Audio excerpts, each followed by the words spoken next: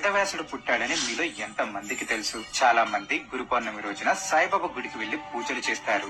కానీ అసలు గురు పౌర్ణిమ చరిత్ర ఏంటి, ఎందుకు జరుపుకోవాలి, ఇప్పుడు ఈ వీడియోలో తెలుసుకుందాం. ప్రతి సంవత్సరం ఆషాఢ శుద్ధ పౌర్ణమి రోజున మనం గురు పూర్ణిమను అత్యంత భక్తి శ్రద్ధలతో జరుపుకుంటాం. ఈ పవిత్ర దినం సమస్త లోకానికి జ్ఞానాన్ని పంచిన వ్యాస మహర్షి పుట్టినరోజు కావడంతో దీనిని వ్యాస పూర్ణిమ అని కూడా పిలుస్తారు. వ్యాసాయ విష్ణు రూపాయ వ్యాస రూపాయ విష్ణువే నమో వై బ్రహ్మనిదే వాసిష్ఠాయ నమో నమః అనే శ్లోకం వ్యాసుని గొప్పతనాన్ని, గురు పరంపరలో ఆయన స్థానాన్ని తెలియజేస్తుంది. గురు బ్రహ్మ గురు విష్ణు గురుదేవో మహేశ్వర గురు సాక్షాత్ పరబ్రహ్మ తస్మై శ్రీ గురువే నమః అంటే గురువును త్రిమూర్తి స్వరూపుడిగా భావిస్తారు.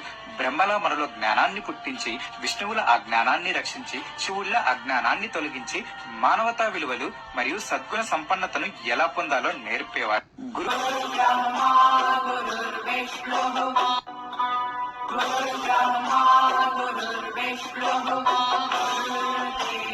మహేశ్వరః గురు సాక్షాత్ పరబ్రహ్మ తస్మై శ్రీ గురవే నమః.